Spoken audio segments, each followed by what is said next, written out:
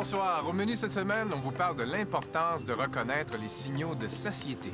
On goûte à différents vinaigres de cidre et on découvre la gastronomie moléculaire. Bienvenue à l'épicerie! Manger, pour la plupart d'entre nous, c'est un geste instinctif. Mais savoir s'arrêter, ça, c'est plus compliqué. Dans la célèbre fable de La Fontaine, le lièvre et la tortue font une course pour savoir qui atteindra le but en premier. Dans vos comportements alimentaires, êtes-vous lièvre ou tortue? Parce qu'au moment du repas, ça peut faire une grosse différence. La faim, c'est un besoin physiologique. Il y a des signes assez précis à la faim. On se sent l'estomac creux, on a des gargouillis, on se sent un peu faible. Là, on sait que c'est de la faim. C'est physique chez moi.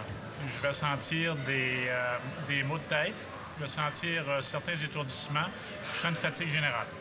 Plus impatient, je me sens... on pogne un down, en quelque sorte. Quand on a faim, généralement, les niveaux d'insuline diminuent. L'insuline est une hormone qui contrôle le taux de glucose dans le sang et la diminution de l'insuline peut être un facteur qui pousse vers l'ingestion de nourriture. Puis dans le cerveau, on a différents types de neurones qui sont organisés en système et qui contrôlent soit la faim, ou l'appétit ou la satiété. On les retrouve dans une région qu'on appelle l'hypothalamus, qui est une région très importante dans le contrôle de la prise alimentaire. Mais pour que ce système réagisse, il lui faut du temps. Si on mange trop rapidement, on ne recevra pas les signaux à temps. Ça vous prend combien de temps de manger? Je prends une bonne demi-heure pour manger comme tel, une bonne demi-heure. 20 minutes. 20 minutes. Moi, j'ai toujours mangé vite, même chez nous, je mange vite. 10, 15 minutes? 15 minutes? Oui. Pourquoi vous mangez vite? J'ai faim. Vous savez que vous avez faim comment? C'est physique, c'est mental? Bien, rendu à midi, c'est l'heure. Un repas qui tient à l'intérieur de 20 minutes, c'est une durée de temps qui est raisonnable pour qu'on ait les chances de ressentir ce signal-là. Or, plus je réduis le temps alloué à la consommation de l'aliment, bien, plus je fais en sorte que mes signaux, je n'aurai pas le temps de les ressentir. Et je vais être capable de consommer une très grande quantité d'aliments. On n'accorde pas beaucoup de temps à la nourriture ou à la prise du repas. En général, on considère qu'un repas, c'est une activité relativement fonctionnelle. Le repas n'a plus autant cette fonction-là dans les sociétés occidentales. Et à force de ne pas prendre en cause les besoins de l'organisme, certains finissent même par ne plus ressentir les signaux de satiété. Quand est-ce que vous savez que vous avez assez mangé? Quand l'assiette est vide. Quand l'assiette est vide, hein, ouais. Ouais. Si je vous mets une grosse assiette? Faut qu'elle soit vide. Qu'elle soit vide. Oui. L'enfant, en très bas âge, il est très, très sensible à ces signaux, lui, de satiété. C'est en vieillissant qu'on vient dérégler ces processus-là. On ne devrait pas sentir qu'on a trop mangé. On devrait juste se sentir bien. Juste bien. Autant pour l'apaisement de la faim, le ressenti de la satiété, puis aussi au niveau du plaisir.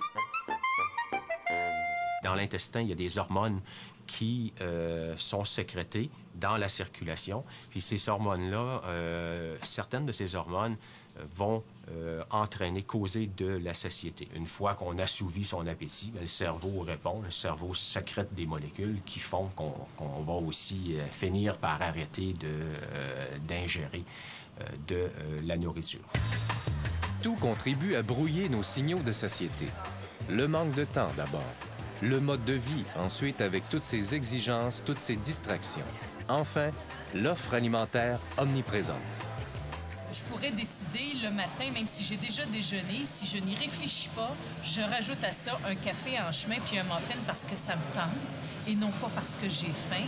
Donc, on est dans un rythme qui est effréné, où l'aliment est partout, accessible, disponible et où la décision de manger pour répondre à une faim n'est plus réfléchi. Parmi les facteurs aussi qui peuvent amener des gens à ingérer plus de nourriture riche en énergie, il y a le stress. On essaie de compenser en quelque sorte par la nourriture parce que la nourriture pourrait, dans certaines conditions, être réconfortante.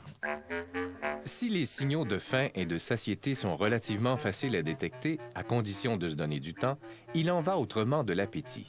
Véritable trouble-fête, ce petit diable vient nous tenter tout le temps, ce qui ne nous laisse aucun répit.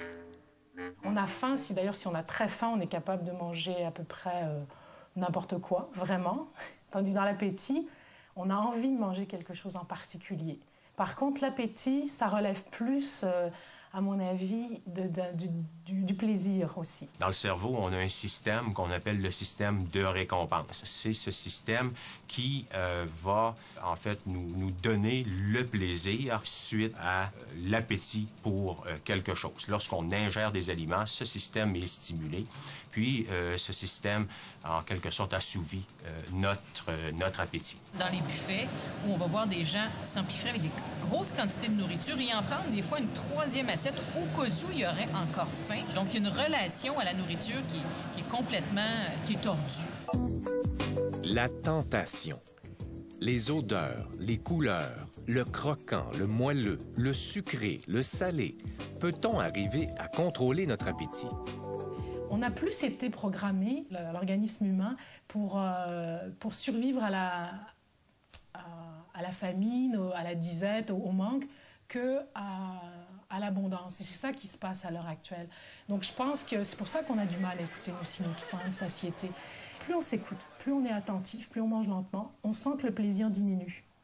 Et il n'y a pas besoin, à ce moment-là, de finir l'assiette. Un plat de frites, là, au bout d'un moment, c'est bon, c'est très bon au début, mais on en mange, je ne sais pas combien, ça va dépendre des personnes, mais au bout d'un moment, c'est moins bon, c'est moins agréable. Et c'est là où si on prend le temps, on va se percevoir que cette portion-là me suffit. Il y a une saturation, et c'est là où c'est merveilleux d'essayer de se reconnecter sur la machine, tout simplement, notre organisme. Et c'est pas frustrant parce que c'est le plaisir qui nous guide. J'ai eu assez de plaisir. Et ce qui est bien fait, c'est que ce assez de plaisir correspond à assez au niveau des besoins nutritionnels et des besoins quantitatifs. On le sait, la tortue a gagné son pari sur le lièvre parce qu'elle est allée à son rythme, sans se presser, d'un train de sénateur, comme le dit la fable. Si au moment du repas, vous êtes pressé, comme le disait La Fontaine, hâtez-vous avec lenteur.